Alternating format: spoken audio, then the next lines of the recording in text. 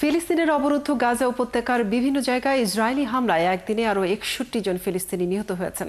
একই দিন ইয়েমেনেও হামলা চালিয়ে কয়েকজনকে হতাহত করে ইসরায়েল। এরই মধ্যে ইরানের ওপর জাতিসংঘের নিষেধাজ্ঞা পুনর্বহাল করার প্রক্রিয়া শুরু করেছে ফ্রান্স, জার্মানি ও যুক্তরাজ্য। জানাবো সেই খবরও বিশ্বের নানা প্রান্তের এমন নানা রকম সব খবর নিয়ে বিশ্বযোগের এখনকার আয়োজনে স্বাগত জানাচ্ছি আমি মনিরা কাজরি। ফিলিস্তিনের অবরুদ্ধ গাজা উপত্যকার বিভিন্ন জায়গায় ইসরায়েলি হামলায় একদিনে আরও ৬১ ফিলিস্তিনি নিহত হয়েছেন। এদিন গাজায় মানবিক সহায়তা নিতে গিয়ে প্রাণ হারিয়েছেন ১৯ জন। অন্যদিকে অনাহার ও অপুষ্টিতে মৃত্যু হয়েছে আরও ৪ জনের, এর মধ্যে ২ জনই শিশু। বৃহস্পতিবার ভোর থেকে এসব মানুষ হতাহত হয়েছেন। বাসিন্দারা জানিয়েছেন, গাজার রাজধানী নগরীর পূর্ব ও দক্ষিণাঞ্চলে তীব্র বোমা বর্ষণ চালানো হয়েছে। এছাড়া সুজাইরা, জায়তুন ও সাবরা এলাকায় তীব্র বোমা বর্ষণ চালায় ইসরায়েলি সেনারা। একই দিন গাজায় গত এক সপ্তাহে প্রায় অর্ধেক মানবিক সহায়তা কার্যক্রম ইসরায়েল বাধাগ্রস্ত করেছে বলে অভিযোগ তুলেছে জাতিসংঘ। সংস্থাটির মুখপাত্র স্টিফেন ডুজরিক বৃহস্পতিবার জানান, গাজার ভেতরে মানবিক কার্যক্রম এখনও বিলম্ব ও বাধার সম্মুখীন হচ্ছে। এদিকে ইসরায়েলের গাজা সিটির দখলে পরিকল্পনা ও প্রস্তুতিকে যুদ্ধের একটি নতুন ও ভয়াবহ ধাপের সূচনা বলেছেন জাতিসংঘ মহাসচিব অ্যান্তোনিও গুতেরেস। ইয়েমেনের রাজধানী সানায় আবারও বিমান হামলা চালিয়েছে ইসরায়েল। বৃহস্পতিবার সানার বিভিন্ন জায়গায় বিস্ফোরণের শব্দ শোনা যায়। ইসরায়েলি প্রতিরক্ষা বাহিনী IDF-এ হামলার কথা নিশ্চিত করেছে। বৃহস্পতিবার ইয়েমেনের আত্তান পাহাড়ে অন্তত ১০ দফা হামলা চালিয়েছে ইসরায়েলি বাহিনী। বিস্তৃত এ পাহাড়টির সানার শহর থেকে গ্রামাঞ্চলকে বিভক্ত করেছে। ফিলিস্তিনের গাজা উপত্যকায় চলমান ইসরায়েলি হামলার প্রতিবাদে লোহিত সাগরে ইসরায়েলি জাহাজ চলাচলে নিষেধাজ্ঞা আরোপ করে রেখেছে ইয়েমেনের হুতি বিদ্রোহীরা। এছাড়া প্রায় ইসরায়েলকে লক্ষ্য করে ড্রোন অথবা মিসাইল ছোড়ে তারা। বৃহস্পতিবারও ইসরায়েলের দিকে অন্তত ২টি ড্রোন পাঠিয়েছে হুতিরা, যেগুলো ধ্বংস করে দেওয়ার দাবি করেছে ইসরায়েলি সেনাবাহিনী।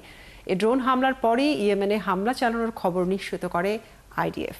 ইরানের ওপর জাতিসংঘের নিষেধাজ্ঞা পুনর্বহাল করার প্রক্রিয়া শুরু করেছে ফ্রান্স, জার্মানি ও যুক্তরাজ্য। ৩০ দিনের মধ্যে এই নিষেধাজ্ঞা কার্যকর হবে। বৃহস্পতিবার ইউরোপের E3 নামে পরিচিত এই দেশ এই সিদ্ধান্ত নিয়েছে। এর আগে E3 দেশগুলো সতর্ক করেছিল, আগামী অক্টোবরের মধ্যে চুক্তির মেয়াদ শেষ হওয়ার আগে ইরান যদি চুক্তির শর্ত মানতে ব্যর্থ হয়, তবে জাতিসংঘের নিষেধাজ্ঞা আবারও চালু হতে পারে। সম্প্রতি জাতিসংঘ মহাসচিব ও নিরাপত্তা পরিষদের উদ্দেশ্যে এক যৌথ চিঠিতে এই বার্তা দেয় ফ্রান্স, জার্মানি ও যুক্তরাজ্য। চিঠিতে বলা হয়, পরমাণু কর্মসূচি ইস্যুতে তারা ইরানের ওপর নিষেধাজ্ঞা পুনর্বহাল করতে প্রস্তুত। আগস্টের শেষ নাগাদ আলোচনায় বসা বা সময়সীমা না বাড়ালে দেশটির বিরুদ্ধে নিষেধাজ্ঞা পুনর্বহাল করা হবে। এদিকে চলতি সপ্তাহে ইরানের পররাষ্ট্র মন্ত্রণালয়ের এক মুখপাত্র হুঁশিয়ারি দিয়ে বলেছেন, নিষেধাজ্ঞা পুনর্বহাল করা হলে এর পরিণতি হবে ভয়াবহ। বহিষ্কারের সময়সীমা শেষ হওয়ার আগেই সিডনি ত্যাগ করেছেন ইরানের রাষ্ট্রদূত আহমদ সাদেকি। সিডনি বিমানবন্দরে পৌঁছে অস্ট্রেলিয়ার অভিযোগকে মিথ্যা উল্লেখ করে প্রত্যাখ্যান করেছেন তিনি। এদিকে ক্যানবেরার অভিযোগ, তেহরান, সিডনি ও মেলবোর্ন শহরে ইহুদি বিদ্বেষী হামলার নির্দেশ দিয়েছিল। মঙ্গলবার অস্ট্রেলিয়া সাদেকিকে দেশ ছাড়তে ৭২ ঘন্টার সময় দেয়। দ্বিতীয় বিশ্বযুদ্ধের পর এই প্রথম দেশটি কোনো রাষ্ট্রদূতকে বহিষ্কার করল। এছাড়া ইরানি দূতাবাসের আরও ৩ জন কর্মকর্তাকে ৭ দিনের মধ্যে দেশ ছাড়ার নির্দেশ দেওয়া হয়েছে। এর আগে সোমবার অস্ট্রেলিয়ার প্রধানমন্ত্রী Anthony Albanese Australian security intelligence অর্গানাইজেশনের কাছ থেকে সিডনি ও মেলবোর্নের একটি সিনেগগ ও রেস্টুরেন্টে হামলার সাথে তেহরানের ইসলামিক রেভলিউশনারি গার্ড কর্পসের সংযোগ পান। এরপরই ইরানি রাষ্ট্রদূতকে অস্ট্রেলিয়া ছাড়তে বলেন তিনি। এছাড়া অস্ট্রেলিয়া জানিয়েছে, তারা তেহরানের ইসলামিক রেভলিউশনারি গার্ড কর্পসকে সন্ত্রাসী সংগঠন হিসেবে ঘোষণা করবে। ইউক্রেনের বিভিন্ন শহরে রাশিয়ার হামলায় অন্তত ২৩ জন নিহত হয়েছেন। ইউক্রেনের কর্মকর্তারা এই মৃত্যুর বিষয়টি নিশ্চিত করেছেন। ইউক্রেনের রাজধানী কিয়েভে দিনে চালানো বিরল হামলায় অন্তত ৯ জন নিহত হয়েছে। শহরটির মেয়র জানিয়েছেন, উদ্ধার কাজের সময় একটি শিশু হাসপাতালেও ক্ষেপণাস্ত্র আঘাত এনেছে। কিরিভি রি শহরের সামরিক প্রশাসনের প্রধান জানিয়েছেন, ওই এলাকায় রাশিয়ার হামলায় অন্তত ১০ জন নিহত হয়েছেন। এছাড়া পেট্রোভস্কে ৩ জন নিহত হয়েছে, ডিনিপ্রো শহরে ১ জন নিহত হয়েছেন। ইউক্রেনের প্রেসিডেন্ট ভলোদিমির জেলেনস্কি পোল্যান্ড শহরে থাকা অবস্থায় জানিয়েছেন, এই দিন তার দেশে ৪০টিরও বেশি ক্ষেপণাস্ত্র হামলা চালানো হয়েছে। এদিকে ড্রোন দিয়ে হামলা চালিয়েছে ইউক্রেনের নৌবাহিনীর একটি জাহাজ ডুবিয়ে দিয়েছে রাশিয়া।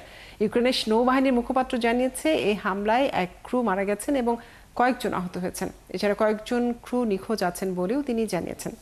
রাশিয়ার প্রেসিডেন্ট ভ্লাদিমির পুতিনকে অবশ্যই ইউক্রেন নিয়ে শান্তি আলোচনায় বসতে হবে বলে মন্তব্য করেছেন ইউরোপীয় ইউনিয়নের প্রধান উর্সুলা ভন ডার লেন। জুলাই থেকে ইউক্রেন জুড়ে একের পর এক প্রাণঘাতী হামলা চালানোর প্রতিক্রিয়ায় বৃহস্পতিবার মন্তব্য করেছেন তিনি। রাশিয়ার হামলায় বহু মানুষ হতাহত ছাড়াও ক্ষতিগ্রস্ত হয়েছে, বহু অবকাঠামো ক্ষতির শিকার হয়েছে কিয়েভে ইউরোপীয় ইউনিয়নের কার্যালয়ও। এরই প্রতিক্রিয়ায় ভন ডার লেন বলেন, পুতিনকে আলোচনায় আসতেই হবে এবং ইউক্রেনে ন্যায়সঙ্গত ও স্থায়ীভাবে শান্তি নিশ্চিত করতে হবে। এতে শক্তিশালী ও বিশ্বাসযোগ্য নিরাপত্তা নিশ্চয়তার মাধ্যমে দেশটি নিরাপদ হয়ে উঠতে পারে। ভন ডার লেন লিখেছেন, ইউরোপ সম্পূর্ণভাবে তার দায়িত্ব পালন করবে।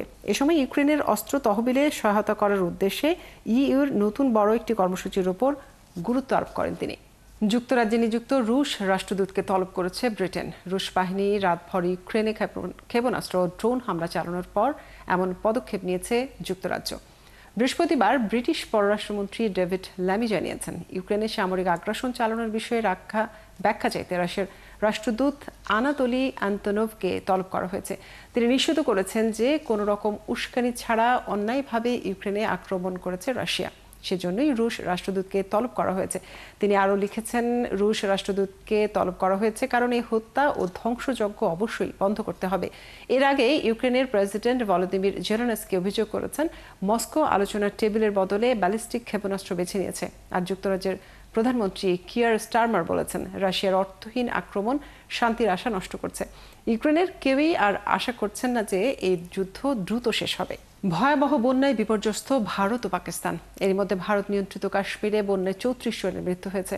এদিকে পাকিস্তানকে বন্যার সতর্কতা দিয়ে বাঁধ খুলে দিয়েছে ভারত। এতে ভয়াবহ বন্যা দেখা দিয়েছে পাঞ্জাবে। এ কারণে ভারত পানিকে অস্ত্র হিসেবে ব্যবহার করছে বলে অভিযোগ করেছে পাকিস্তান। আরও জানাচ্ছেন ঋতু সাহা।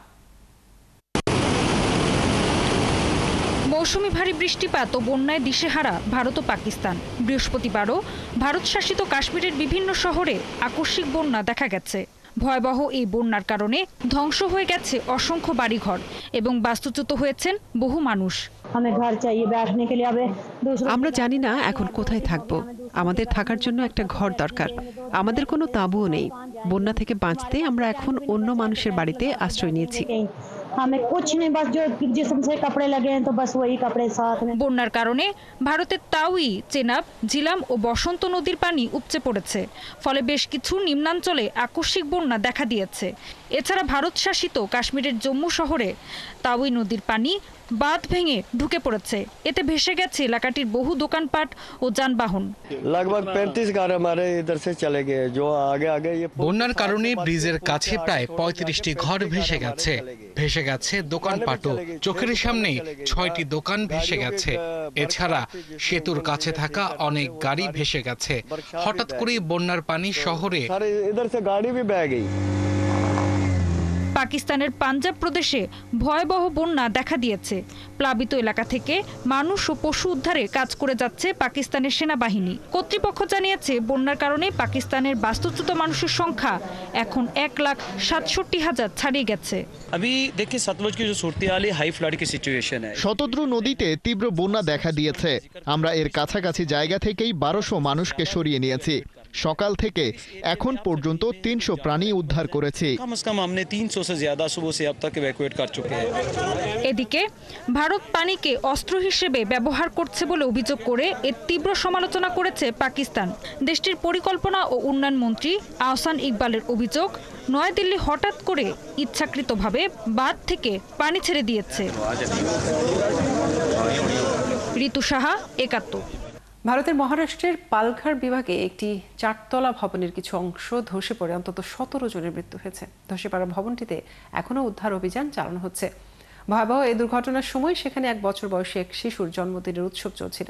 দুর্ঘটনায় নিহত হয়েছে শিশুটিও। বুধবার সকালে ভবন ধসের ঘটনা ঘটে। ভবনের ধ্বংসস্তূপ থেকে 9 জনকে জীবিত উদ্ধার করা হয়েছে। এছাড়া আহত 2 জনকে হাসপাতালে নেওয়া হয়েছে।